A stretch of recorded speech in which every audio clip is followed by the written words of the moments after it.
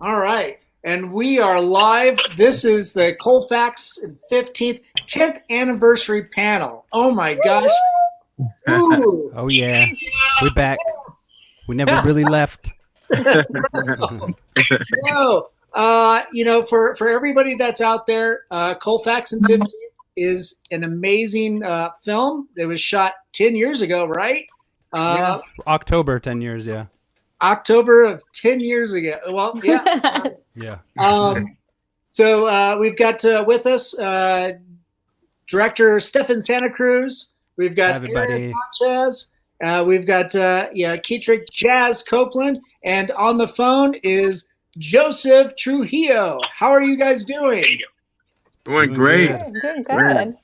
Good. Yeah.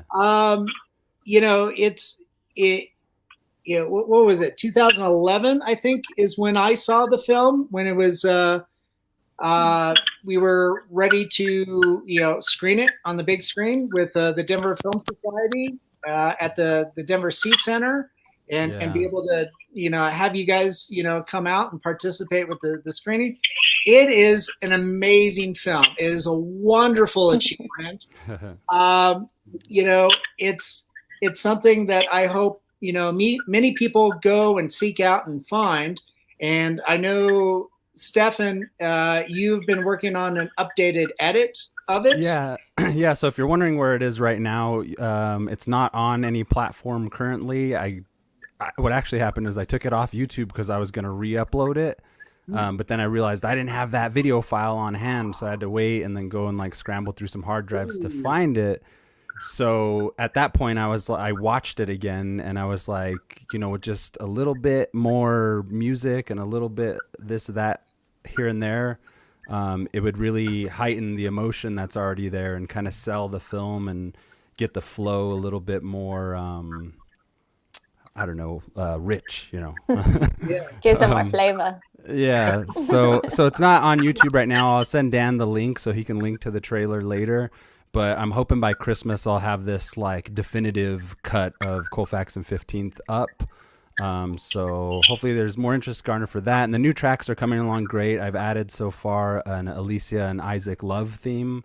That's really nice. I think when she gets off the bus, you the first time you see her, this music kicks in, and it doesn't need much, because the score was already, I think I really was happy with the score and the cut of the film and everything. So it's really not much, just, a couple touch-ups here, and then by Christmas I'm hoping we'll have another, maybe a watch party online premiere or something. Yeah. Or hopefully by any kind of miracle we might get together again soon in the flesh.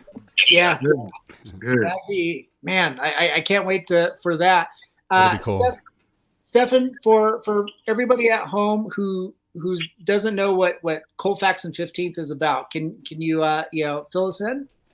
Yeah, so actually it's a docudrama that's inspired by real life. My good buddy Joel Stangle and I, who did the project together, largely it was a collaborative effort there from the top, and then with all these guys' help and tons of help, we were able to achieve it. What was the question? Just talk about the movie. Right. What it's about. So it's inspired by real life. This Joel Stangle had met this dude on a bus ride, and this guy was telling him this story, or he noticed this guy on the bus with a baby carriage full of his laundry in it, and then he got to talking, and this guy was telling Joel his life story. He's a bail bonds retrieval agent for a bondsman in town. And he's got a baby on the way, and he's struggling. He's trying to make he's trying to hold on at the edge of everything that's pulling on him, And so Joel heard that story. He told me that story. He had wanted to get a film of that going, and so we started the writing process in the winter of 2009, I think. Nice. And we both, I think, so anyway, that's what the film is about roughly. It's this guy trying to balance his work and his life, and it just happens that his work is on the fringes. There's state troopers handle bail jumpers in most other states, but here in the Southwest, we still have kind of a rough around the edges kind of industry of bail bonds retrieval, which is cool. So, rather than just try and find that guy again or do a documentary, we both, at the time, I think No Country for Old Men was out, and it was a huge inspiration. If you look hard enough, when you watch the film, you'll see the Coen brothers influences here and there. And anyway, so yeah, it's about this guy trying to find happiness like everybody else, but he's caught up in the web of some, minor street level corruption, but for his life, it's like detrimental. So yeah. Wow, that's fantastic. Stephen, how did you get Joseph and Ariana and Ketrick involved? Oh yeah, the best part, the funnest part, the most fun part. So Joel and I had wrote the script. We had the script ready to go. We were pretty satisfied with it pretty quickly. It took us about a month to write it, so it was just like it was there. So we started to audition people, and it was just like, who do we know that already fits these parts? Part of the writing process was, if you'll notice when Ariana gets off the bus the first time, and her and Joe's first conversation, Alicia and Isaac's first conversation, you hear we tried to capture like the West Denver slang, Latino slang that we grew up with, and it was effortless, because that's what Ariana grew up with, and that's what Joe grew up with as well.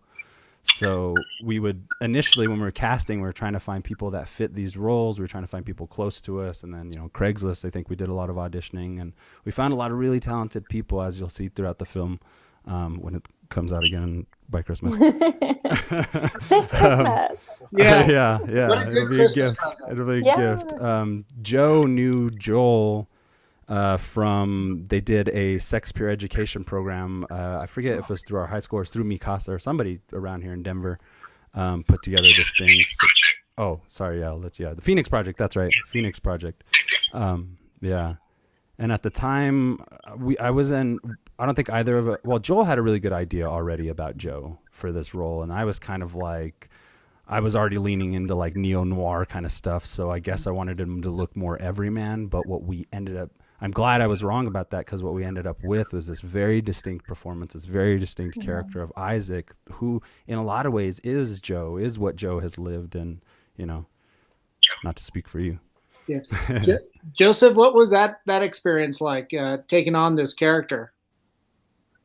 Oh, it was awesome, man. It was my first acting gig, so I was pretty nervous as hell, but I enjoyed it. Yeah, I think we all were, for sure. It was nice. Hell yeah. Cool. And then, you brought on Ariana here. Oh, right. Yeah. And Ariana, I've known since high school. We've been dear friends for the longest time. She's amazing. What's not to love? You. But,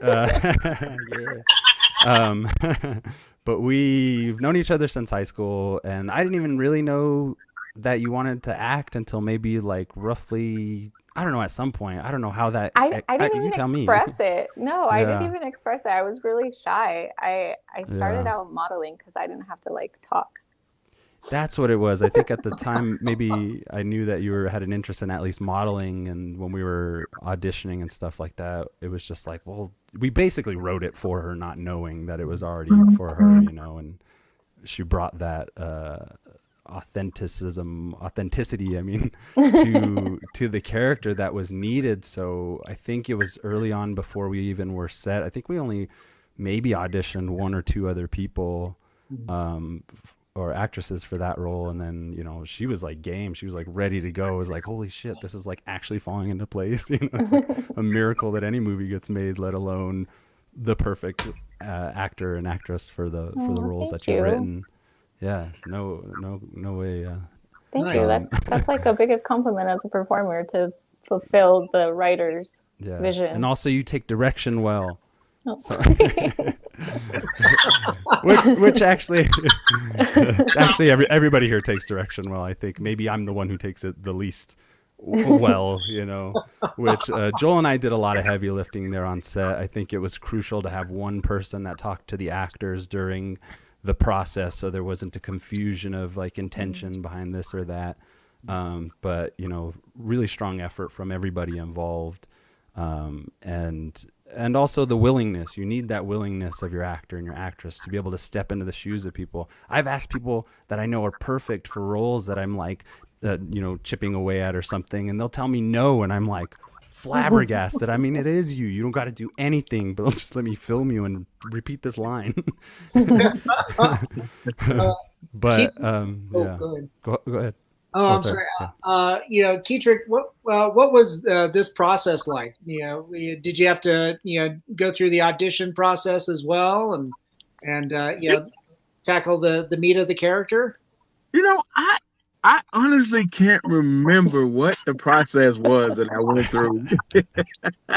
I'll have to ask. Yeah, I'll have to ask because I can't remember if it was an audition process or somebody connected me to. I can't remember. I think we did do maybe a blurb on Facebook through like the film, what is it, Find here in Denver, the network. One of those nights. Yeah, one of those things through an audition, because I remember posting a post for this character or whatever. And at the time, like Vince was, at the time, I think he was considered in our minds as being like a secondary character to facilitate certain aspects of the story. But, once you cast that role, whoever it's going to be, when they bring that to life, you start not seeing that character as whatever it is you wrote on the page, but now you're molding what you're trying to say with that character through this person, which is like the most crucial part. Like the actor is the paint and the canvas in a lot of ways. So anyway, with Ketrick, I'm like wax poetic here. Ketrick, that's the other thing too, is he was like, after we'd cast him for Vince, then the character starts to take shape. And then when we're on set, it's another thing where it's like the willingness to take direction and be able, I grew up, my favorite thing in the world is action figures. So I was always, those are the first actors. And when you can get people, you can be like, stand over there, do this, give me this exact emotion, say it this way without directly telling them like to do it that way, and allowing for that stew of talent to kind of mix together. And Ketrick was just like amazing at being able to adapt to everybody else's performance and really brought life to the character of Vince. I consider this film like an ensemble piece. So there are never any secondary characters. Oh. I appreciate it. I definitely appreciated the opportunity because it was early on in my career. And just to be able to do a feature film here in Denver, like it was exciting. It was really exciting. So I was grateful for the opportunity. What was the collaboration process like for Ariana and Joseph and Ketrick? In terms of like showing up on set, you've got your script, you got your lines. Was there, room to, embellish, improv, really, see your characters kind of grow from just, whatever Stephen was telling you to do. Well, I think there was no time to really consider a lot of that.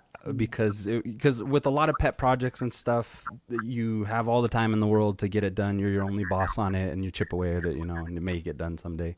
But this, we gave ourselves a deadline of like 2 months. I was living in Chicago at the time, so I had to go back and try and get work and stuff, and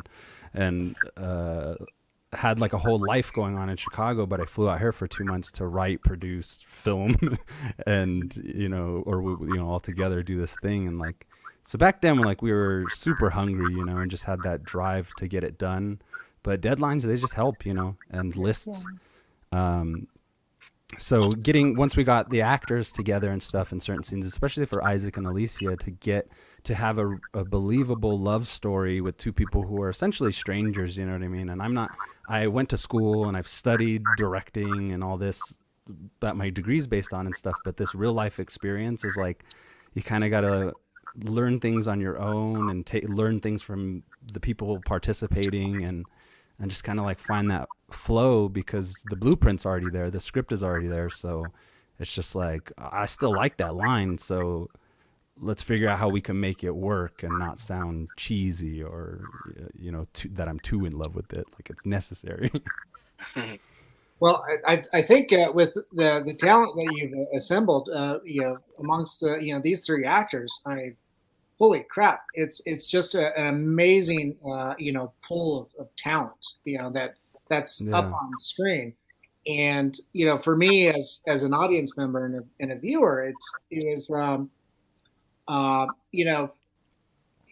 definitely, like as you put it earlier, it was kind of a docu, drama of sorts. So it's definitely opens up kind of a window of what of a world I am not privy to. That kind of that urban terrain, the Bell's bondsman scenario. But still, it's also that universal, story of a love story and a love drama of the two characters just trying to make it day by day. Yeah, again, I think there was ultimately, because of what inspired the film to be made, it was the intention was to have authenticity to whatever it is that Joel or I am making, or all of us together, but so I wanted to try and capture scenes that showed the beauty in what is perceived as poverty or the ghetto, or this is kind of a time capsule too, because East Colfax doesn't really look like this anymore. No. So we were able to capture the part of town that we grew up with, at all the crazy stories going on Colfax, Colfax and 15th. This particular story is just one of them, and same thing with how the project was even able to get made. We struck right at the right time. It was lightning in a bottle, and we were all lucky enough to have our voices, this particular pool of talent from Denver, but there's countless many more of us out here, and and it's booming, and I'm just happy to be able to have had put my foot into something, sometimes very deliberate, sometimes very haphazardly, that ultimately says something about the city. It says something about the parts of the city that most people don't think about. When you think about Denver, you think skiing, mountains, and hiking and all this stuff. You don't, nobody really wants to think about what the struggling bonds retrieval agent is going through, and it just so happens they're just like you, and I guess that's kind of the... They're more like you and less like Dog the Bounty Hunter. Right. Yeah. He's got his own wacky story, and he's able to tell it, and again, he's like somebody from out here. So it's, just like it is for anywhere else that isn't specifically Hollywood, now is the time. It's always been the time for Denver to elevate itself to the level of quality of those type of films, bring those films in, cross-pollinate. And, I think after the pandemic, we'll all get to redefine what that all is and what it means, and to work together, and I thought you were going to say we'll shoot a part 2, a sequel. Oh yeah, man, I've thought about it actually. Nice. Yeah. Yeah, I thought about it actually. Colfax In a few more years, we'll do something about Isaac's kid as a teenager or something. I don't know. Yeah, we'll get back there. Isaac will, maybe be out there. Yeah. So, the Bell's bondsman runs in the family, I suppose. Yeah. Yeah. There's. Yeah. What did he say? What was that? Maybe having twins. Twins? Yeah. Oh shit. Oh, yeah. It'll be a lot more lighthearted. They'll talk, but it'll be like Latinos from the West Side talking. I think we can get Ivan Reitman to co-produce that. Yeah. Colfax. Hey, if anybody wants to throw money my way, that sounds great. We'll get something going. That tends to be the biggest obstacle. Stephen, for such a limited time span, I mean, you also had limited resources, limited budget. What was, do you recall what your budget was? Yeah, I think overall the film cost us $7,000 collectively. Wow. At the time that we started, I had about $600. So Joel was nice enough. Joel and his mother were kind enough to let me stay with them for those 2 months, and so I gave all that money that I had to the production, and then Joel, as crazy as he is, it took a credit card out to get lights and, a couple rent stuff for rentals and stuff. So he was like, very much the executive producer on this as well, because he took that bullet, and now, after time, he's really excelling to be a great absolutely fantastic documentary filmmaker, and at the time we were able, it was okay to take risks for whatever reason. I still think it is now, but maybe back then it was a little easier to just be like, fuck it, Yeah. When you look back on the film, when I watch it, the city is obviously, one of the big character pieces. It's not just a setting. You definitely captured that part of Denver and part of Colfax, and the part that also people that live in Denver refer to as 15th. Right. So that was always an interesting intersection, for people that might not know, why it's called Colfax and 15th, but right. Locals that live there, they have one interpretation, and the people that visit, it's Colfax. Right, exactly. The oldest street in the country or something like that. What is it? Longest stretch of road or something? Stretch of road. Yeah, I think is it 23 or 30? I should have on my trivia, but it's like 23. Don't get me counting or measuring, man. I'll start blushing. Anyway, I do have a friend, Carl Krumfoltz, that is, kind of creates comic books on the history of Colfax. Oh yeah, his stuff is great. So it's like, it's like 30 miles of crazy. It is 30 miles. Okay, 30 miles. Cool. Yeah, there's again, it's like, you hear this like historical factoid about it that again kind of lends to the hiking and this and the old Western kind of motif of things. But again, so like the title, it can be the way I intended it for it to be interpreted is you have like you said, you have Colfax and people who know it as Colfax, and then you have the people who call it 15th. They're getting on the 15 bus, they're going up and down 15th. And geographically, it doesn't like make sense as an intersection completely.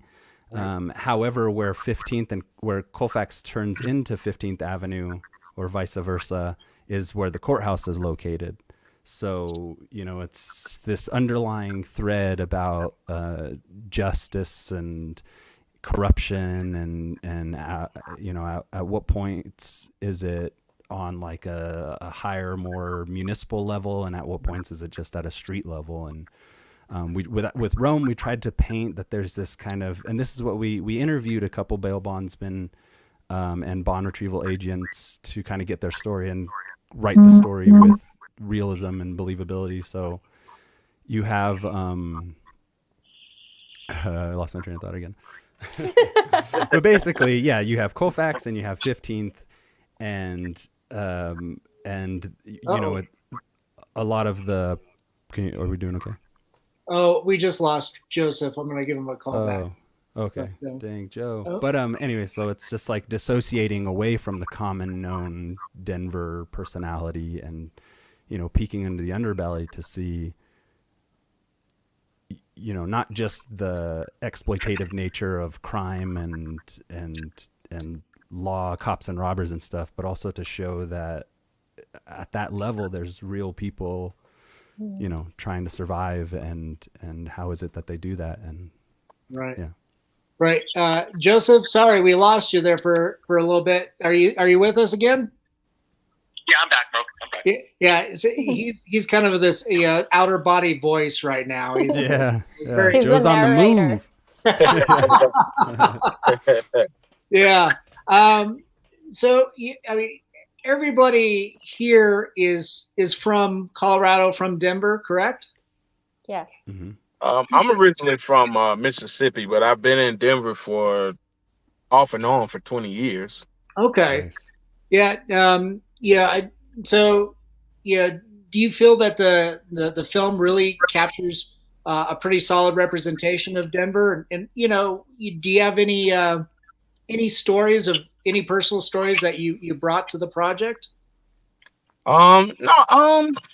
I don't have any personal stories, but yeah, I do definitely feel that the film captured the Denver-esque feel. I mean, I love the shots. The shots were They were great. I mean, it was amazing. I was really, really, happy with the way it turned out. I think one of the things that I can say, is when we did the scene where I got shot and I was on the floor. It was I believe it was in December or sometime, but it was cold. that floor was cold. That floor was so cold, and I was like, damn. I was like, man, I was like, ooh. I was like, I hope we hurry up and get this scene done because that floor was really cold. I think you laid there for about 45 minutes to an hour. Yeah. Oh, yeah. And back then, we had the audacity enough to ask these, young actors to do these kind of things. We were out there. It was cold that whole time. It was so cold. It's just like, why did we decide to write a movie? We couldn't do this in the summertime. Like, why does it matter? But I'm out there in a tank top and it's like freezing. I'm not cold. I'm not cold. Yeah, it was crazy. It was crazy, but we made it through though. Oh yeah, I do remember another scene when we were outside with Rome, where Rome hit the guy with the baseball bat. Oh, it was so cold out there too. Yeah. Man, Yeah. I don't know how we did it, but we made it. Yeah, we pulled through it, and we were out there together, freezing our ass off, and like Ketrick said, we got some great shots. Joel Stangle was amazing cinematographer, and Bill Hansen, who also helped us out as like an assistant camera. He's a really cool guy. He was like he shot a lot of sports photography as a hobby and stuff. So we were able to collaborate on the technical side with him and Doug Galob, who did our sound design and additional music for the film. Extremely talented people. And yeah, it was all worth it, and so for the last year, the years that I've been hanging on to it, basically, is I had it on YouTube, just like, oh yeah, that's a thing that we did. There's that, I figured we'd do like interviews and stuff down the road and reminisce on it. But actually it watching it recently and feeling like, what we achieved thus far has already been amazing, and the reception to the film has been amazing. And I just thought that, if Lucas can do it, then I can do a little tweak here and there and really sell this film. We'll get it on Amazon, and get more people watching it. It really is, like I said, a time capsule. And I think one, because I know your question also was about like the Denver shots and stuff, and I think it was an amazing showing of a certain part of the city that isn't often portrayed in movies or people make stories about. What I really liked is the connection of growing up financially restrained, or poor, and and still finding the positivity in life, and like the happy moments, like the moments at the thrift store or like the laundromat. That just brought back so many experiences that are personal to me, because I grew up in like these certain circumstances. So I thought the film did a great job at capturing those moments as well. Definitely. Yeah. I think Alicia's character was also there to be that like shining light throughout, and she's really extremely tough, what she puts up with for love, you know what I mean? I grew up the child of a single parent, and we had our particular struggles within that realm, you know what I mean? But well, it wasn't completely a single parent thing, but I guess my point is that you see the way that people come together in like the hardest times and what they're willing to sacrifice of themselves. She gives them every chance, even when he, out of some sense of duty or loyalty, pushes her away in that pivotal moment in the like top of the third act or whatever. You still know his reasons for doing it are how strong his love is. So he loves her enough to be able to like have to be harsh about what needs to happen, but she too is the same way. And you see the balance maybe in the dynamic of their relationship evolve throughout the film, and what really matters, And I think, not to spoil it for anybody, but there's an emphasis on a note that Joe has throughout the film, and by the time you get to the end of it, you realize that his main focus has been his family the entire time that the events have happened, And, you know, for where we were coming from as writers and producers and actors and stuff, I think it was about like capturing the idea of like the greater good, the more important thing amidst all the chaos that we facilitate in life. And I think that's what makes good movies personally. It is a very endearing story, and it really does, I think, shed the light on a lot of people's situations, especially, you know, living, you know, impoverished or having access to limited resources. You know, it's and it's not unlike now where, you know, we're living in a time of COVID, and the only thing that we can do to get together is you know, connect on Zoom. But you know, it also highlights, you know, so many people's, you know, struggles and the way us as a society have failed each other. And so I think the film is a wonderful microcosm of very similar things, whereas we're kind of living in a macrocosm of those situations. And now we need to work on you know, helping out everybody. Yeah, really. And But aside from that, you know, it sounds like you guys had some pretty interesting, you know, stories working on it. You know, Ketrick, we're having to deal with the cold, you know, cold floors. Everybody, you know, kind of sounded like they were dressed down a little bit for the weather and the elements. Yeah, sometimes. You know, Stephen, I remember, you know, seeing stills of behind the scenes of you guys in the middle of Colfax with cameras, just walk right out in traffic, especially with you know, some of those amazing shots of the black car. I can't remember what the make and model was. What was that? It was a Super Sport something or other. Nice. It was a badass car. That thing was amazing.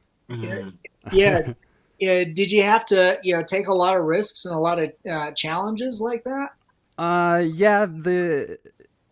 At the time, it felt like you could get away with anything because nobody expected it to happen, really, right. You know. And so it's just like, and really at the age we were at, we could just be like, oh, we're students at CU and we're just doing our thesis project about Colfax and this documentary or whatever, and some cop will pat us on the back and let us shoot, you know.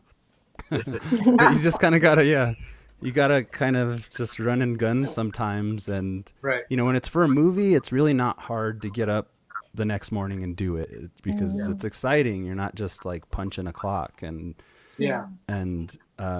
so that shot in particular where we filmed the car, you know, we found that guy on Craigslist, and I forgot what his name, and apologies if you're keeping track on this film. But we paid him $50, found him on Craigslist. He really wanted to show his car off in like a nice project, like you know, it was kind of his side gig, and so it really worked out. And he was like a pretty daring, like rough around the edges kind of guy, so he gave us some really good shots of just like speeding up Colfax with that long lens. And there used to be a rental house out here, I forgot the name of it, but we rented a crane and stuff, and we just went out at like 5 a.m, set it up in the middle of the road and went for it. So sometimes nice. and that's the fun part too, because people may be watching or noticing or whatever, but that's you in the battlefield, man. That's your moment, you know. So it's just you may as well just enjoy that brisk air at 5 a.m. and while the camera's rolling. Because otherwise you're going to be like, why the fuck am I getting up this early to do anything? Yeah. You have to really love what you do. Yeah, definitely. Yeah. Or see the potential in it, you know, really. Yeah. Joseph, I think on camera you had a really nice, you know, stoic presence. Oh, I think, Joseph, are you having another conversation? Oh, okay. You know, did you have any, you know, stories while on set that really stuck out to you?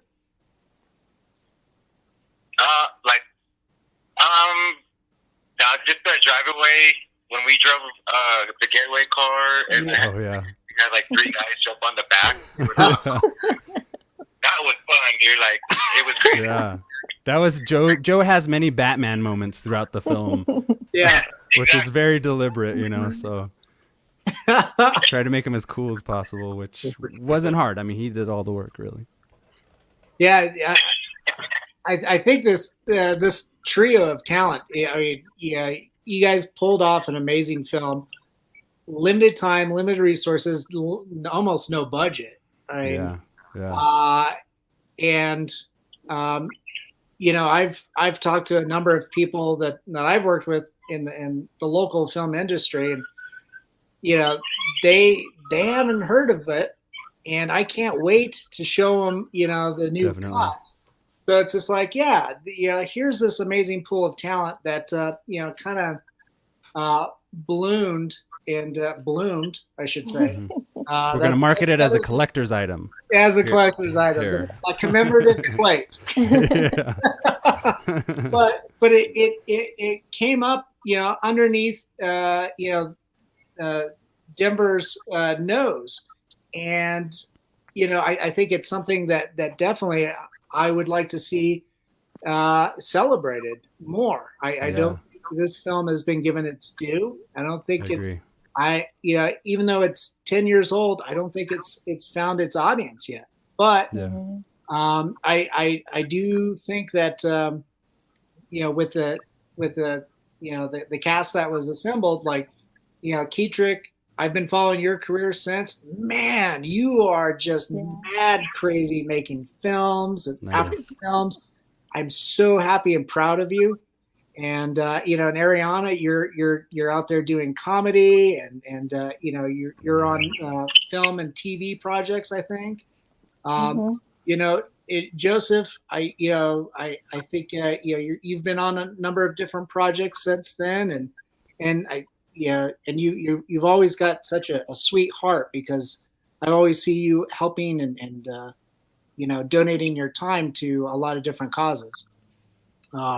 And Stephen, I don't know why you keep talking to me, but I feel bad for you for having to put up with my shit. Yeah, it's because you do the legwork, I think. You know, that's the true. stuff that... I do have hairy legs. You're right. Oh, jeez. But yeah, you know, it's like to what you said. That's kind of what I was feeling too, because I was showing it to some friends when I got to LA. I was out there for a little while, and getting a lot of good remarks and a lot of good comments, and the whole time it's just like, man, with just a little bit more of this, that, and a big push, we get it out there to more people. And you know, that time may seem like a long time, but everything comes back around, and I don't think any of us really have aged much since. You guys physically, have. You know? Yeah, since we did that screening at the Denver Sea Center, all I do is age. No. And this is like all I said, hair you're dye, doing. guys. Like I said, you're doing all the work. You know, you're doing all the hard work, and I think after the fact, we started to grow apart in certain directions with our, you know, respective careers and stuff. And I think there was a lot of, you know, self-doubt on my part, and what the project ultimately is, or what could be done with it. You know, at a certain point, there's a conflict between, well, I should just let it go and move on to the next thing and put my best foot forward for that next thing. But this project just keeps coming back around, and every time I watch it, I see more and more potential. So now is really the time, you know, and it's it's just whatever you do not edit in Jabba the Hutt. All right, Jabba the Hutt. We got Jar Jar coming, a Mexican Jar Jar. I'm playing. All right, I'm leaving. Goodbye. Yeah. Nice jammies. Oh yeah, that's I see everything. Thank you for actually wearing pants. Yeah. Oh yeah. No, that would have took a turn. Yeah, that would have been bad. It's just like, Dan, you should burn that off. I know people have limited time. I wanted to go around the room and see, you know, what you guys might be working on, you know, these days, to kind of get an update. You know, Joseph, what do you got going on these days? Nothing to do with acting, unfortunately, but yeah, I'm just working, man. Just doing the day job thing. Yeah, I moved to LA to try my acting career. Oh, cool. With the movie, after after the movie came out, and then I just messed it up by getting a relationship. So that's the next movie. There you go. I think you always have a part with Stephen. Yeah, hell yeah, for sure. I will let you know. You, all three of you, all you guys. Yeah. yeah. Ariana, what are you working on these days? Well, I'm also in LA. Or I'm the only one here currently, I guess. Yeah, currently. So yeah, I've moved out here. I've kind of gotten my bearings with the city a little more, and I am blessed to have representation across the board. So I've been doing acting commercially and theatrically and like TV, both TV and film. And I have dabbled in stand-up. I thought something I never thought I'd do, but that's amazing. Apparently my life is funny to people. Hell yeah. So I do that, and I like to get involved. I do a lot of I use my voice a lot. Ever since I found it, I like to share it, and I like to speak up for others, whether it be participating in women empowerment organizations or things that motivate children and help it. And I just try to stay involved in everything I can. Nice. Ketrick, you're busy. Well, I try to juggle my pursuit of acting with a regular day job. So I usually get a night job so that I can have my days available for auditions and bookings and stuff like that. I'm currently developing a TV drama with a couple partners of mine. We're gonna try to do 8 episodes, full episodes, and try to pitch it to some networks. I just came back to Denver back in February. I moved back down south to Mississippi where I could be close to Atlanta and go back and forth to Atlanta. But then I decided to come back recently to be closer to my daughter, my youngest daughter. And now that I have an agent there, I'm able to be here and still do work there, because mostly everything now is video auditions, and that kind of thing. So what I did, I got a job working for the airline. So if I need to fly out last minute, I fly for free, so I don't have to worry about, coming out the pocket to go do auditions in other states. That's the way to do it. Yeah. So I kind of strategized. Hard. Yeah, I strategized the whole thing, and it worked out. So, nice. But yeah, I've done quite a few films over the last few years since I worked on Colfax and 15th. I did 2 TV shows, and I've done a ton of commercials. So I've been pretty fortunate. I just been grinding and working hard, man, and getting a lot of rejections along the way. But I just keep plucking at it. Cool. Man. Takes 100 no's for a yes, right? Exactly.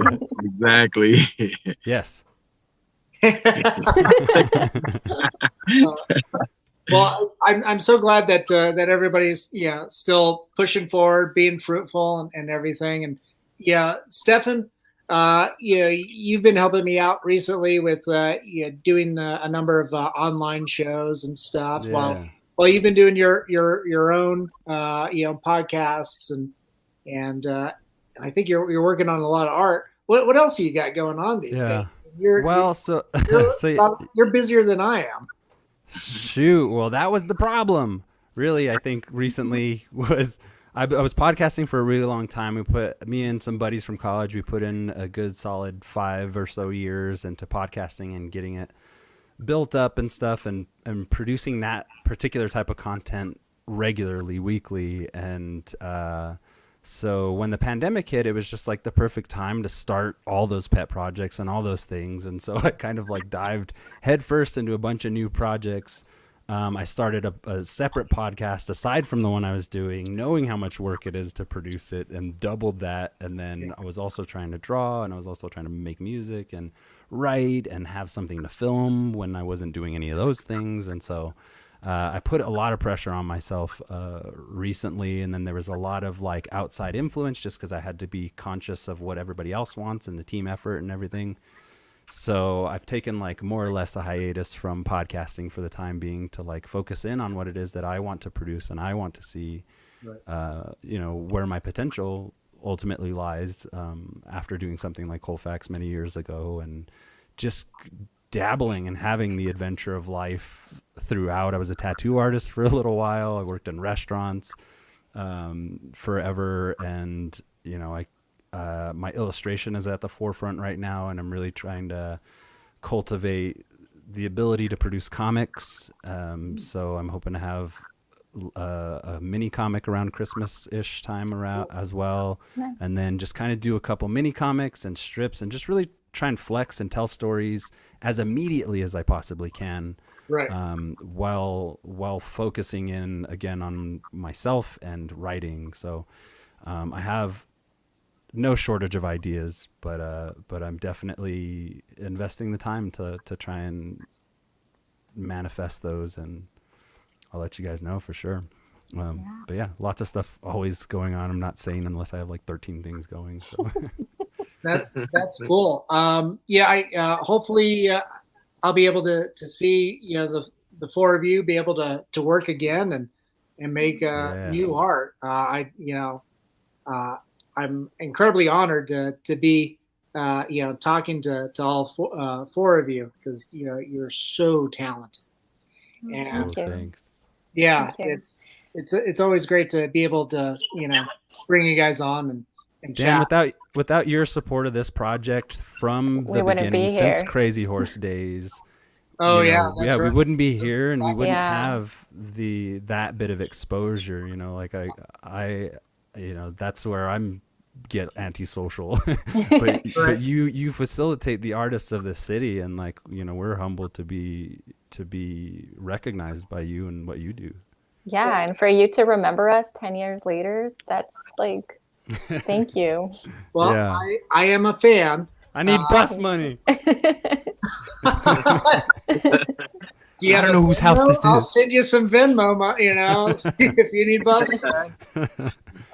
Will write for food. Just kidding. Well, it's, you know, I think, you know, when it comes to films, like if there's something I really like, I have no problem, you know, champion it, you know, put it in front of people as much as I can. Anybody, you know, I think with a project like this, yeah, it's deserves to be seen and to find its audience.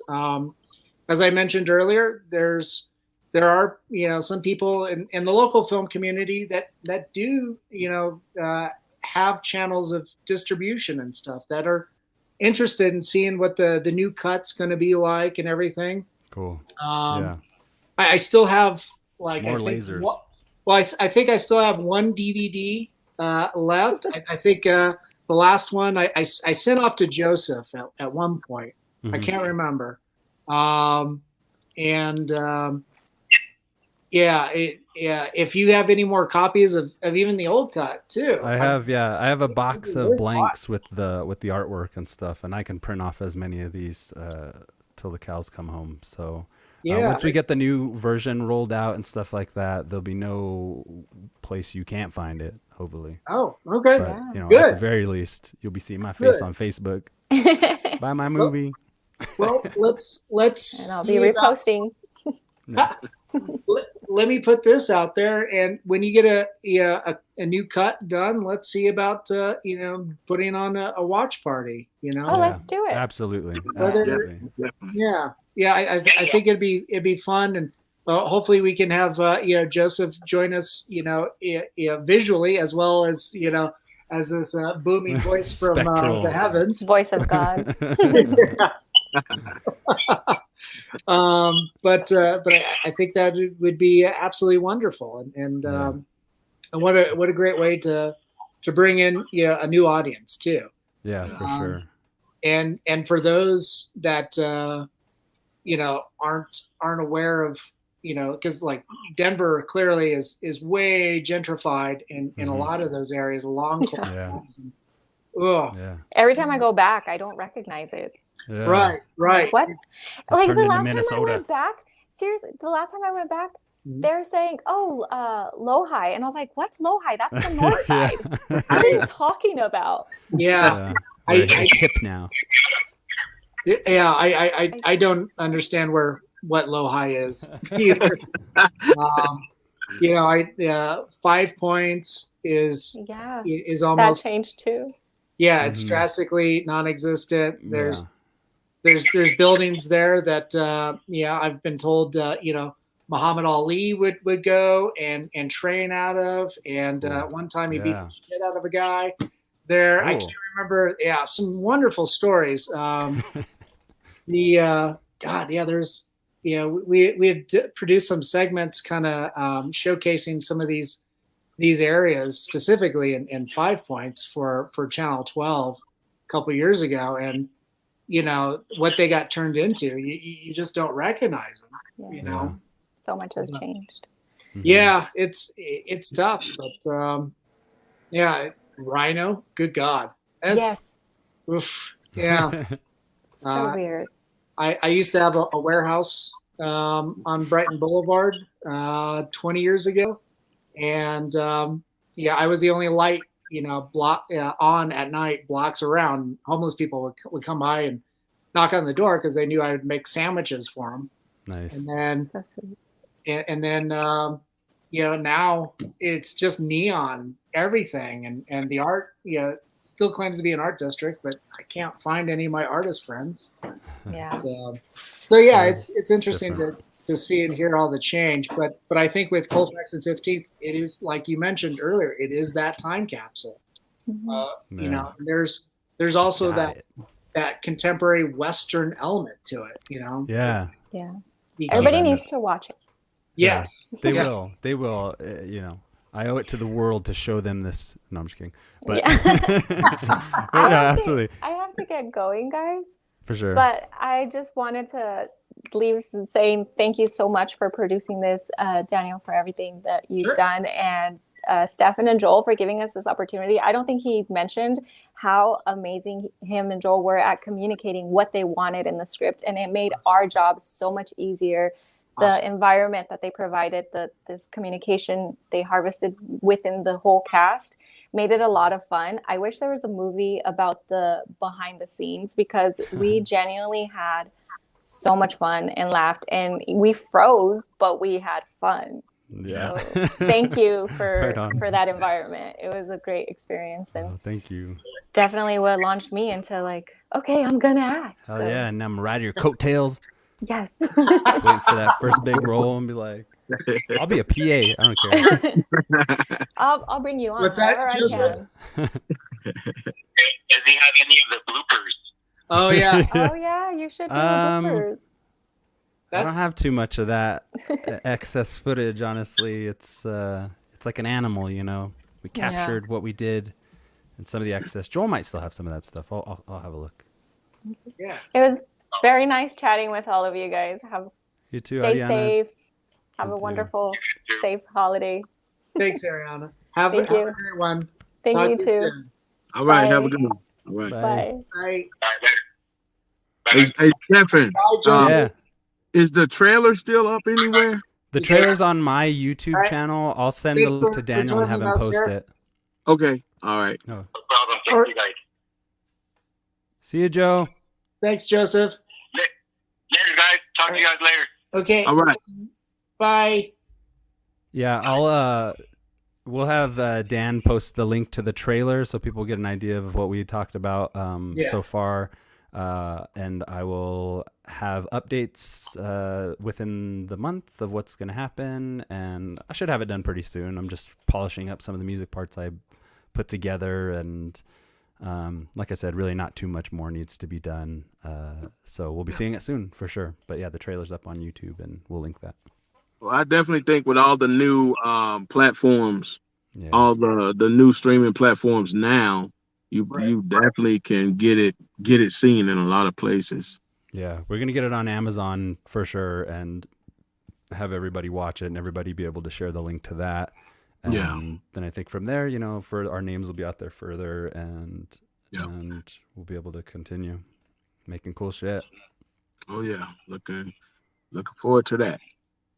Cool. Well, I think with that, guys, we'll probably bring this to a close. I know Ketrick, you're on to your next project, I think, right? Yeah, well, today I'm heading to do a few hours here at the airport. Okay. But yeah, I'm gonna be starting. Hopefully, we'll be starting on this series soon. Cool. Can't wait. We're having a meeting. We're having a meeting Thursday to kind of get some things out and outline some things. But I'm really looking forward to that because that's something that I get to have a little control with or have a little say in, that kind of thing. Yeah. So yeah, I'm looking forward to that. Cool. Oh, I appreciate you guys, coming on. Yeah, if you want to go ahead and stay on for an extra minute, we'll wrap up. And but for everybody that's watching out there, I'm going to post the link to the trailer. It'll be in the comment section to this, and yeah, go check it out. And stay tuned for more updates on the new cut of Colfax and 15. Yeah. It's like episode 1 through 3, but way better and believable. and no little wimpy Anakin either. That's true. That's true. Cool. All right. Jedi. To everybody out there, hope you're all well and safe. Be good and be kind to everybody. Thanks so much. Thanks for watching. See you soon.